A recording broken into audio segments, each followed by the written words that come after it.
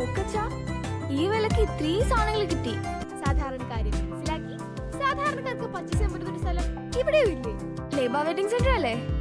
Correct. വില വളരെ കുറവാണ്. Laiba wedding centre, Pookkottumpadam, Wandoor, Karuvarakundu.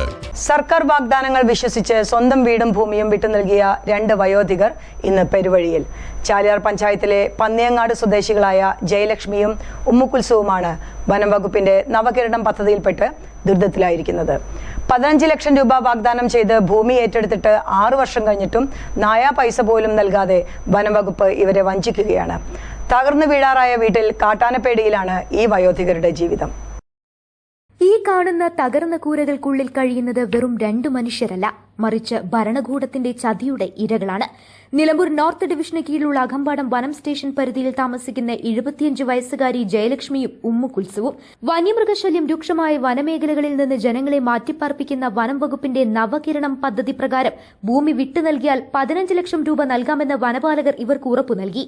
ഈ ഉറപ്പിന്മേൽ ഇവർ ഭൂമി വനം വകുപ്പിന് കൈമാറി. എന്നാൽ 6 വർഷം കഴിഞ്ഞിട്ടും ഫണ്ടില്ലെന്ന ഒഴുക്കൻ മറുപടിയാണ് അധികൃതർ നൽകുന്നത്. ഹൃദ്രോഗിയായ ഉമ്മുകുൽസുവിന് മരുന്ന് വാങ്ങാൻ പോലും കയ്യിൽ പണമില്ല. ഞങ്ങളിപ്പോൾ ഈ ഫോറസ്റ്റിൻ്റെ ഉള്ളിലിപ്പോൾ ഞങ്ങൾ 2 കുടുംബങ്ങളാണ്.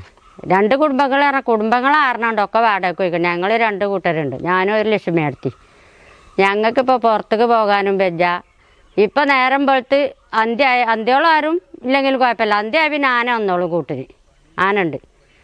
അതുകൊണ്ട് ഞങ്ങൾ പാകെ ബുദ്ധിമുട്ടില്ല. എത്ര ആളോട് ഞങ്ങൾ ഈ കാര്യം പറഞ്ഞു പറയാം. യാതൊരു മറുപടിയില്ല. വനം വകുപ്പ് ഞങ്ങളൊക്കെ ഏറ്റെടുക്കാമെന്ന് പറഞ്ഞ എല്ലാ പേപ്പറുകളും ഒരു വാങ്ങി വെച്ചിരിക്കണം. പക്ഷേ ഇതുവരെ നടപടിയും തന്നിട്ടില്ല.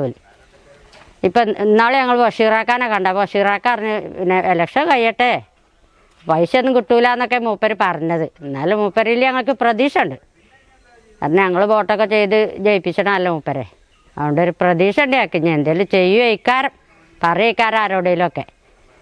ഞങ്ങൾക്ക് ഇവിടെ ഇപ്പോൾ എൻ്റെ പേരും മുസൽമയാണ്. ഞാനിപ്പോൾ 4 മാസമായി പണിക്ക് പോയിട്ട്. എനിക്ക് സുഖമല്ല.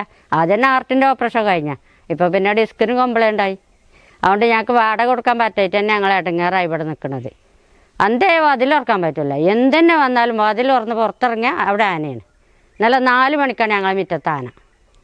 ഒരാളൊരു വീട്ടിൽ ഒറ്റക്കാവുമ്പോൾ എങ്ങനെ ഉണ്ടാവുക അവസ്ഥ എന്ന് ആലോചിച്ചാൽ തന്നെ അറിയുള്ളൂ. ഒപ്പം താമസിച്ചിരുന്നവർ വാടക വീടുകളിലേക്ക് മാറിയെങ്കിലും വാടക നൽകാൻ നിവൃത്തിയില്ലാത്തതിനാൽ ഇവർ ഇപ്പോഴും കാട്ടാനകൾ വിഹരിക്കുന്ന ഈ അപകട മേഖലയിൽ തന്നെ കഴിയുന്നു. നവകിരണം പദ്ധതിയുടെ ഫണ്ട് സർക്കാർ വകമാറ്റി ചെലവഴിച്ചതാണ് ഈ പ്രതിസന്ധിക്ക് കാരണമെന്ന് PK ബഷീർ MLA ആരോപിക്കുന്നു. കാരുണ്യമുള്ള ആരെങ്കിലും ഒരു 5 സെന്റ് സ്ഥലവും വീടും നൽകിയാൽ ഈ നരക ജീവിതം ഉപേക്ഷിക്കാൻ ഇവർ തയ്യാറാണ്. ജീവിതത്തിന്റെ സായാഹ്നത്തിൽ സമാധാനമായി ഉറങ്ങാൻ ഈ വയോധികർക്ക് എന്നാണ് സാധിക്കുക?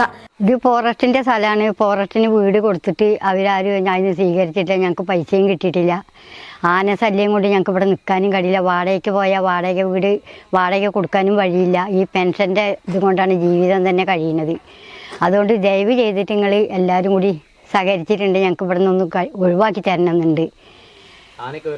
ആന വരുന്നുണ്ട്. ഇന്നലെയും കൂടെ വന്നിട്ടുള്ളൂ ആന കൊണ്ട് കിടന്നുറങ്ങാനും പറ്റണില്ല. പേടിച്ച് ജീവിക്കുകയാണ് ഞങ്ങൾ. അതിന് എന്താ മറുപടി ഒന്നുമില്ല. കൊടുത്താലും കൊടുത്തില്ലെങ്കിൽ അവരൊന്നും പറയണില്ല. എന്ത് ചെയ്യാനാണ്? ഒരു നിവർത്തിയില്ല. പേടിച്ച് വരച്ച് കിടക്കുകയാണ് ഇതിൻ്റെ ഉള്ളിൽ.